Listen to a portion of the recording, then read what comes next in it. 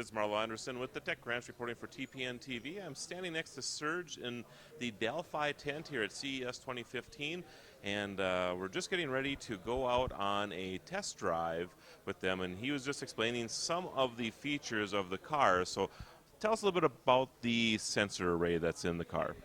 So the vehicle is set up for full urban driving, and for urban driving we have equipped the vehicle with all the sensors. We have production sensors but also new sensors. So we have 360-degree sensors around the vehicle, radar. These are like production radars at Delphi that you can see on production vehicles. But we have also added vision. We have 360-degree laser LiDAR sensors, and we have V2X on the vehicle. And what kind of car are we going to be going in? It's an SQ5. It's an Audi SQ5. Okay, and obviously you have been doing this all week already. How many test drives have you done through Las Vegas? Well, we've been testing this week, I don't know, probably 30 drives a day. Okay, so a little over 100 now probably. And obviously you haven't had any incidents yet at all. Correct. Okay. Hopefully we won't change that today. So, well, we're very excited about going on the drive. We appreciate the time, Serge, and we'll see you in the car. Okay, excellent. This is Marlo Anderson with the Tech Ranch reporting for TPN.TV. We are now in the Delphi car, and the car is actually running autonomously. We are literally just right outside the convention center here in Las Vegas, and on Paradise Road, and Serge is in the back, and I'm just going to hand the mic off to Serge. And Serge, why don't you just explain to us what we're going through right now? Yeah, we are going to travel through urban traffic around the convention center. We've programmed one waypoint at the other side of the convention center, so the car is finding its way. It's navigating through roads and also selecting lanes, and we have a short-term planner actually looking at the next seconds of driving, the steering, the acceleration and deceleration. So can you explain to us what we're seeing on the monitor right now here, Serge? Yes, this is very interesting. So this is not the consumer display, which you can see on our booth. This is the engineering display. This is how the computer sees the world in intelligent agents, which are artificial intelligence systems like robotics cars. The computer builds an image of the world and then makes decisions on that. So you can see laser reflections from our LiDAR systems. You can see radar reflections from our radar systems, and radar has instantaneous distance but also instantaneous speed by Doppler measurements. And you can see pedestrian areas. You can see if there's a pedestrian crossing over the area, it becomes the box becomes red, and it basically provides you the insight to the brains of the computer system in the car. So I see that you have a stoplight on here as well. I mean, is it sensing that the light is red or green or what have you? Yeah, so the vehicle actually has redundancy on the traffic lights. It uses V2X, but in Vegas the traffic lights here don't have V2X yet. In our office in Silicon Valley, there's many traffic lights in Mountain View, Palo Alto that have V2X, and it would pick up V2X. So this traffic light is detected by vision. It's a vision detection. Yeah. And now it sees that it's green and the car starts driving.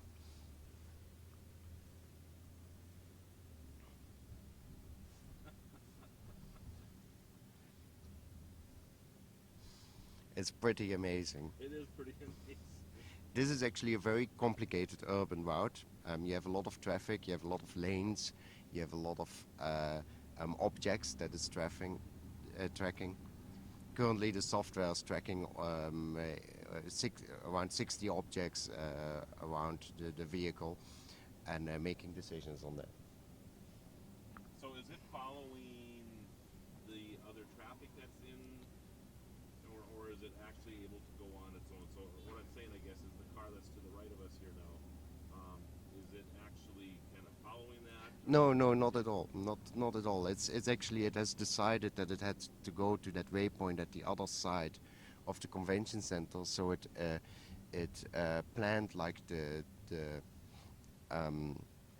the roads it has to take, and then based on that, it planned which lane it has to take. So for example, since it knew that there was an upcoming intersection with a left turn, it already prioritized the left lane. If it would have been a little bit further, like 2 miles away, it probably would have driven in the center lane and then made the lane change about half a mile before the intersection. So when do you think that this technology will be available to the general public? A lot of this technology is available now. So, for example, the radar systems here are already in production, and they further improve and improve. There will be more and more of this technology gradually coming to the vehicles. So is it, do you feel that maybe the technology is ahead of the regulations in this country right now to allow this to progress properly? Yes, I think the engineers are, of course, super excited about this. We have engineers from all our global sites in our office in Silicon Valley. We have vision and radar perception engineers from Europe, Wuppertal in our office. We have engineers from Shanghai working on the algorithms. We have engineers from our advanced engineering site in Southern California from Agora Hills. And the engineers, they, by working on the vehicle and integrating it, they see more and more of these use cases. So let's talk about safety a little bit. I've read a lot of reports about, if everybody was driving autonomous vehicles, that our fatality rate in this country would diminish greatly. Have you been reading any of those, and how do you feel about that? Yeah, that's a big concern, and but I'll show you very quickly. We put behind the vehicle a future vehicle that has V2 vehicle communication, and you can see on the display that the computer system now is picking up and LiDAR detections from the vehicle, as well as radar detections, as well as vehicle-to-vehicle signals that are broadcasted over air. Right here that I'm pointing at right now, there's actually a car that's behind us that has V2V on board right now and is picking that up. Correct. And this is just a late model vehicle that somebody is just on the road that has recently purchased. We have actually put a V2V transmitter on it, but I gotcha. Okay. but Delphi is going into production with V2V in 1.5 years. Okay, very cool. And that's actually going to be a standard,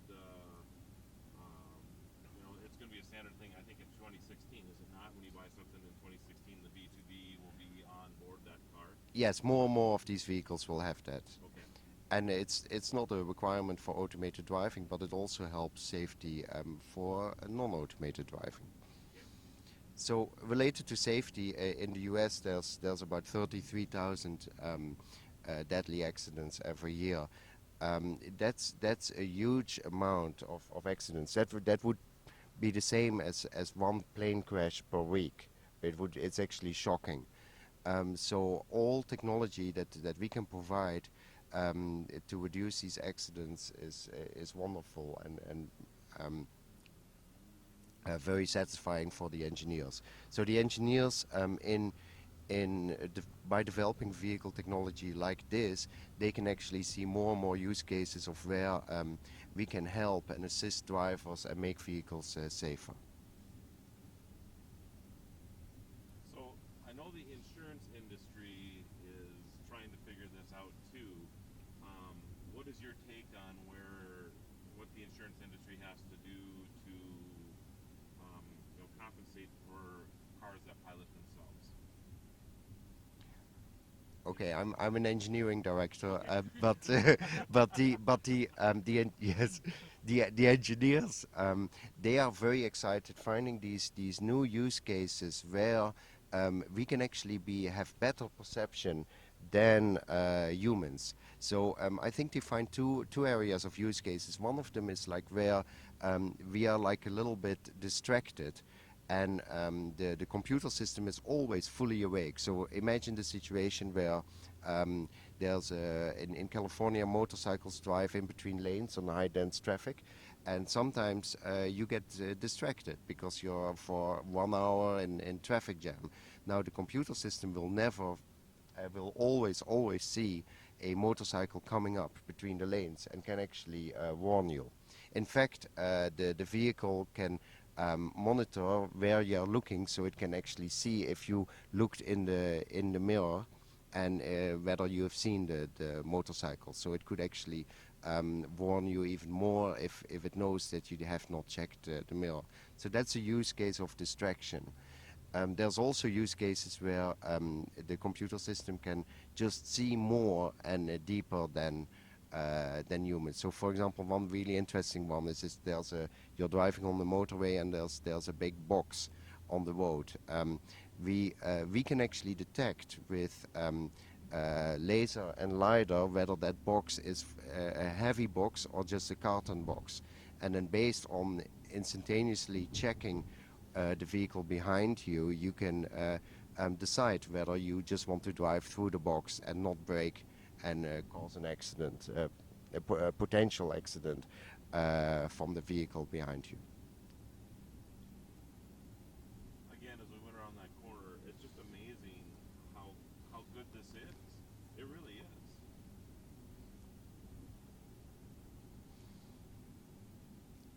You can really see the computing power and how the perception of this system is and how accurate it is. It's fantastic. The engineers love it. I love the screen here because you can actually, I mean, it gives you so much information. It's almost memorizing just looking at it, you know. And it is our simplified screen, so we can actually, after the drive, play back on the computer, and we can actually resim, we call it, and then further develop the algorithms and optimize the algorithms and see what we would, how the vehicle would behave if we make improvements. And I'm amazed again now. So the stoplight has come up on here, and of course it's showing green on here, showing green up here.